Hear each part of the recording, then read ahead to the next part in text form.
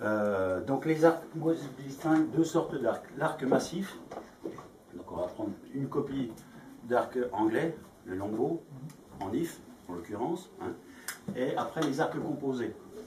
Alors arc massif, c'est-à-dire c'est le morceau de bois, hein, simple. Alors massif, bon, il y a un rajout au niveau des poupées pour renforcer, et puis la poignée. Hein.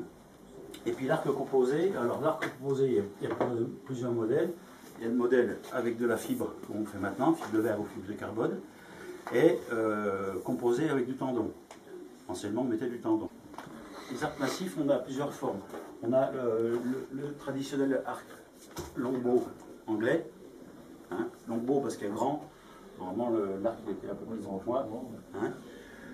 L'avantage de l'if, c'est qu'il a un dos, ce qu'on appelle l'aubier, et le cœur. D'accord? Et l'aubier et le cœur sont collés naturellement. Et l'aubier a la particularité de pouvoir s'étendre. Et le cœur, lui, de se compresser. Donc naturellement, on a préféré un arc composite. Hein? Il n'y a que l'if. Il n'y a que l'if qui peut avoir ça. Sinon, on peut faire un arc avec d'autres bois massifs. On n'aura pas cette protection extérieure. Parce que l'arc, il va casser. Si un arc casse, il casse à l'extérieur. D'accord? Pardon? Il n'y a que le if qui... Que l'if qui a cette propriété, oui, d'avoir un aubier qui s'étire bien. Voilà. Le problème de l'if, c'est qu'il a des nœuds.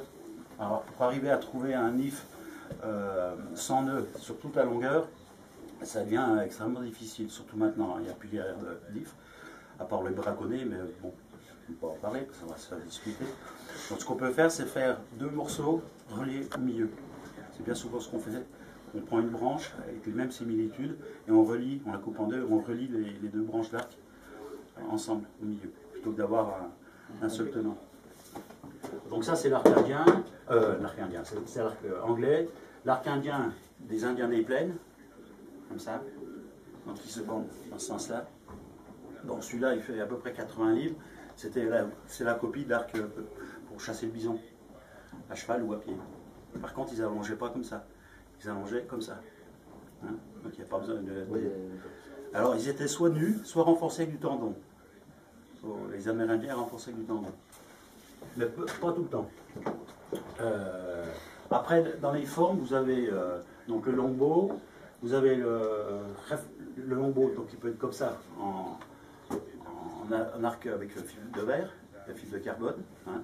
En l'occurrence, c'est du bambou, de la fibre de carbone et de la fibre de verre à l'extérieur. Et toujours un petit peu réflexe-déflexe, vous voyez, il n'y a pas droit comme ça.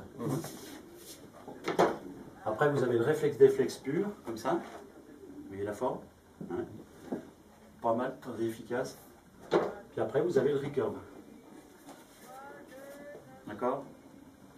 Donc, vous remarquerez qu'il est déjà plus petit que le réflexe-déflexe. Donc, qui dit arc petit nécessite un bon bras d'arc, hein, et une bonne décoche. Plus c'est petit, moins ça pardonnera. D'accord? Celui-là, par contre, alors ça c'est une copie d'arc 1. Les 1 ou les sites.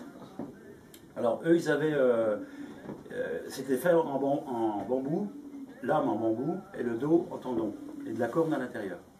Bon, comme on n'a plus de corne de cette longueur-là chez nous, les vaches elles font à peu près ça, pas plus. Donc ils mettaient du tendon à l'extérieur pour protéger, et de la corne à l'intérieur pour redonner l'énergie. Et le tendon, il faisait que, au séchage, l'arc se recourbait comme ça naturellement.